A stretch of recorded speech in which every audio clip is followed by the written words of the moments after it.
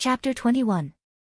I knew that the date had really gone for the best when I woke up to a well-placed kiss from the lips from a certain young woman. Maya's mood was brilliant despite how early in the morning it was. I was relieved that my hard work had been well received, and I was given further confirmation of this when I saw her happily spend her time talking with guards and other courtiers around. I knew she was trying to make an effort to entertain herself as I went through the first batch of papers, being quite sure myself that she had planned to check on me just before lunchtime. Having a lot to unravel after yesterday, I decided to start the usual signing session by dealing with my new knights. Both were easy to register as part of the kingdom, the only limitation being that I would have to find them later that day to have them sign the documents that confirmed their legitimate connection to my fief, while also bringing them the proper cloaks and uniforms to wear from now on. Since Gareth was still young and not that developed in terms of curves, it was going to be easy for her to wear the masculine clothes, while also making sure nobody but a few knew she was actually a woman. Testing the waters with Altuos about the matter, the man was quick to point out that one thing was being a female warrior, while another was being a female knight. The real difference lingered on the basis knighthood is bestowed to men and only men. There was no restriction to limit women to become fighters, but they shouldn't be able to become a chevalier in official circumstances. I knew she was going to accept, albeit reluctantly and unhappy on the fact that she was meant to dodge some awkward situations and be subjected to others all for the sake of keeping her gender a secret. Not something I liked, but society wasn't something that could be changed in a single stroke of laws. Social changes were gradually implemented. Some took little, some can take whole centuries to become firmly accepted by everyone.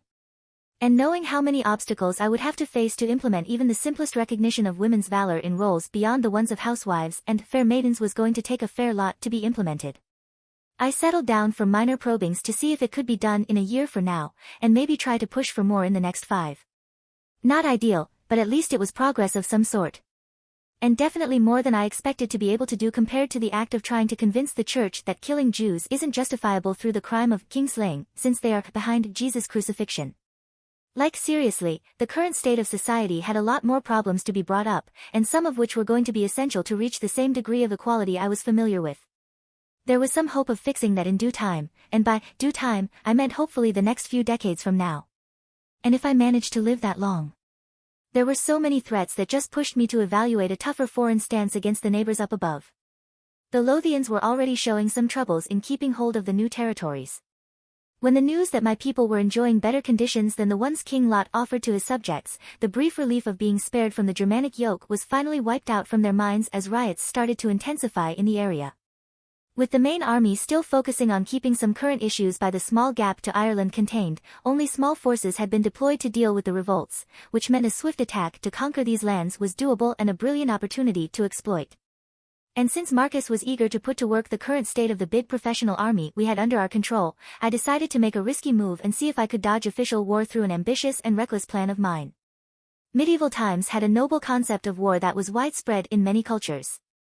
The simple process war, there is a proclamation, then the battle, and ultimately the loser has to pay plots of land and money to the winner. But there was a concept that was well known in modern times that was going to sound pretty outrageous in the eyes of many rulers. And that was the use of assassins, spies, and the terrifying military tactic that was false flag operations. While at first the concept might sound odd and not easy to connect with the entire situation, the plan was fairly simple in terms of application, and devastating if everyone went with their parts accordingly. Having secured contacts with the rebels, it was easy to get them to accept in their midst professional assassins and have them send flags, clothes bearing Lothian coats of arms, and other pieces of fabric that could be used to easily make a large number of men pass as some reinforcement from the north. The chosen squad would enter through a small opening in the border and then, after making contact with the uppermost village that had sympathies with our kingdom, march downward to close up on the distracted armies and crush them. The assassins would then attack and kill anyone trying to run or any officers living through the event, depriving any information beyond what we were going to tell the world to be heard about. And while it wasn't a big of a blow to the PIC's full military and since it was particularly slow since it would take a little more than a week to get the entire thing going and done, the act would prevent any good reason for Lot to try and see this as an illegal move and proclaim a right war against Londinium. In the public's eyes, despite what Morgan was going to make of it if she learned of the truth, the rebels won against the loyalists and were happily integrated within my kingdom. It was going to immensely piss off the big neighbor in the north, but I also knew they would have little legitimacy to declare war directly at my kingdom. They could, but then I would have an army already set to strike at various sections of the border and chase them up to modern Scotland's borders. Even without Ria's own support, I could technically overwhelm a good part of the land owned by King Lot, but then I would also need to keep an eye out for any backstabbing attempt from the petty kingdoms in the middle of England. And that kind of security was going to need part of the army diverted onto it if I didn't want for any greedy bastards coming in and sweeping over some of the conquered land. Despite how easy it was right now to strike at Lot, the rest of the mad ride was going to be incredibly unpleasant to handle. Especially if the man decides to ally himself with Vortigern. That was actually something that I partly feared about since I knew that there was a lot of frightening stuff the guy was remembered as in some accounts of his existence. Most of those labeled him as a necromancer, as someone that ended up making contacts with demons and summon other satanic creatures through magic. Knowing magecraft is a thing, and having learned that demon boars were pretty common to find in the Land of Shadows, I was legitimately worried that I was going to face a dangerous problem the moment I ended up dealing with him. Maybe I should really wait for Ria before going for a full war with Lot. Still, I was going to risk it with that plan of mine. I needed to appear legitimately concerned with my fellow man's plight if I wanted to get all that sweet rep to legitimize the kingdom even more. Just as I mused over these grim topics, a knock by the door brought me back to reality as I turned to the origin of the sound with a frown. Yes? It's me. I smiled in minor relief, glad that now I had someone to distract me from falling once again in that kind of thoughts. Come in, Maya, I muttered calmly, and thus the girl entered the room and took a seat in front of me. Are you busy? Not really, no. Today it's just simple things I can continue for tomorrow since it's not much, I admitted with a nod. I'm happy. That means we can spend some time together after lunch? I don't see why not, I replied with a smile. Were you thinking about some more dancing? Her smile widened at that reminder. She was a little surprised when she first heard classic music through my phone, but then she took a distinct liking for anything that was made by German composers. Beethoven was so far her favorite, and she loved dancing at his tunes.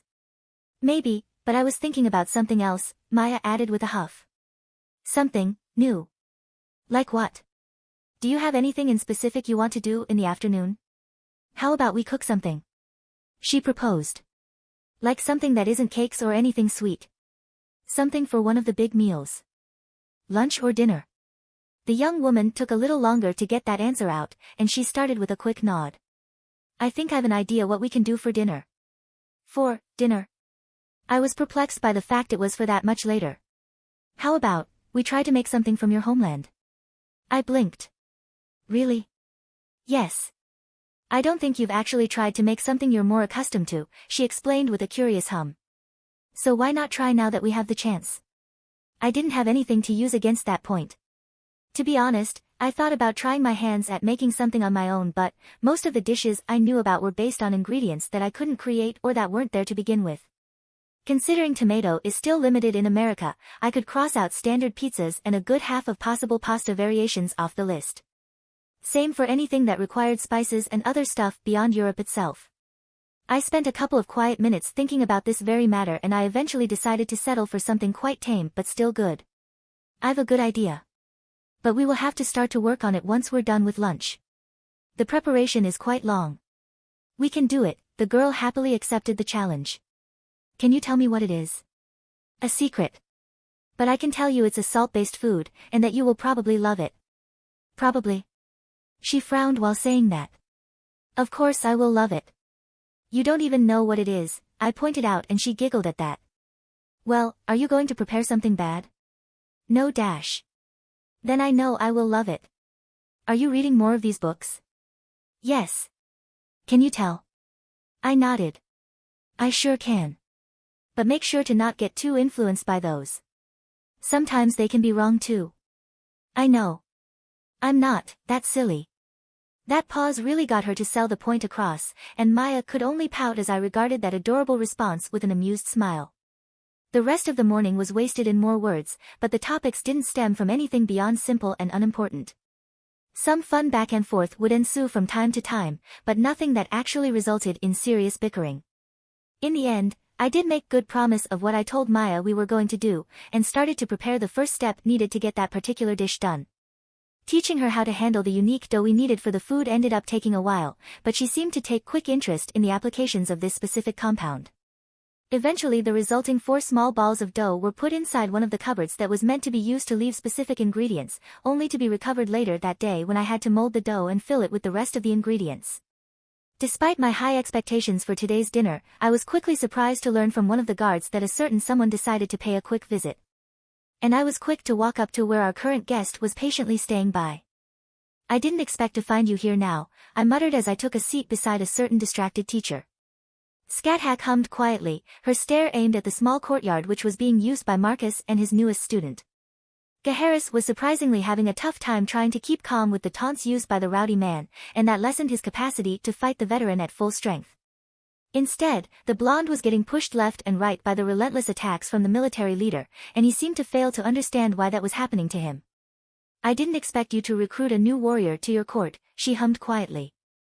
"Gaharis, he has potential to be great." "He sure does," I admitted calmly, looking as the boy recoiled and recovered from 2 kicks landing on his cheeks. "But I believe it pales a little when compared to his sister. She is currently with Lancelot." Interest appeared within her red eyes, but the proud woman didn't inquire at first as she allowed the news to linger without answer for a little while. Then, she sighed and turned at me with a curious look. "And why do you believe so?" "Both siblings have the same drive to improve, but Gaharis is quite stubborn and difficult to work with if his teacher doesn't know how to handle his strong personality," I explained quietly. "I would dare to say that Gareth is someone that listens and knows how working on her mistakes is better than turning every comment into a full-fledged session of bickering. I would be lying if this reminds me of the past." "Cu was a little less foolish about his pride," the former queen pointed out. "He was fiery, but never too arrogant in displaying this when the situation called for seriousness." "Teacher, can you tell me more about him?" "I remember telling you to not ask me about that," she lamented quietly. "Are you a fool too?" "At times," I confessed with extreme guilt. "But I guess that's why I'm studying under such a brilliant teacher." Scat sighed. "Flattery will hardly take you anywhere.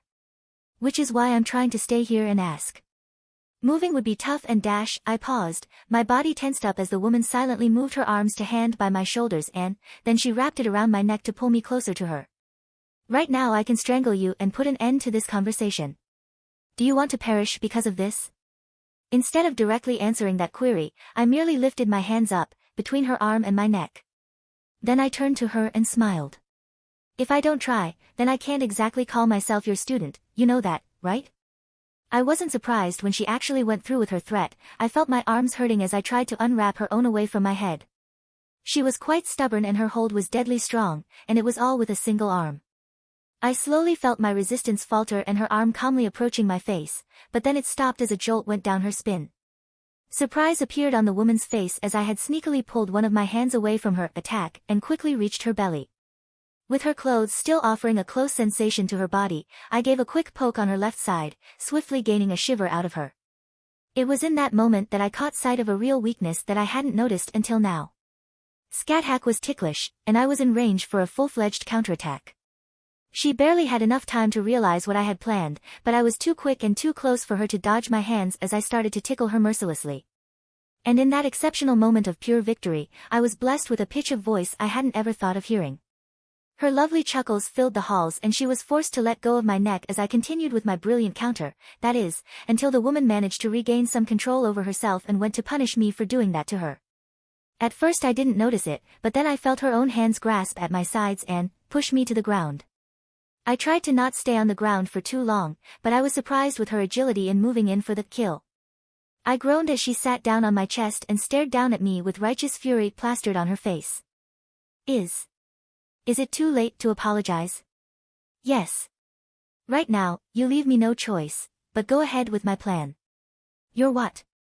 Her answer proved to be much more than I had expected. Leaning down her face close to mine, I was swiftly engaged in a sudden kiss as the woman pressed herself on me.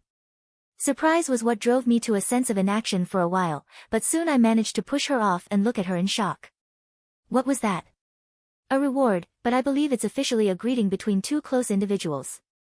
"I mean, why?" "You know that I'm going to marry Maya," I remarked, getting a little angry at that sassy response. "Oh, I'm well aware about this.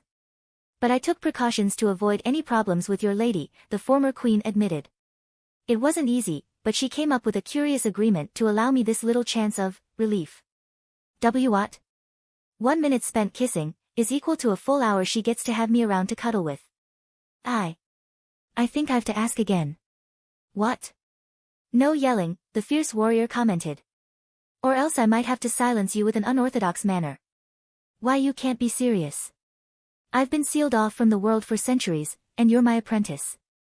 Apologies if it wasn't clear that I might start feeling rather interested in your body, she flatly commented. Still, I've to remind you that I will keep things rather simple and not too sinful considering the teachings of your god. You actually told Maya? Yes. She was annoyed at first, but then I voiced the fact I wasn't trying to steal you from her, Scathach recounted. And then I brought up that I would have done pretty much everything for a chance at that. She seemed rather keen with the whole cuddling process. My jaws dropped at this.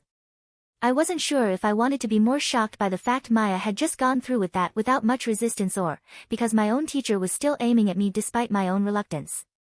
I thought I said that dash.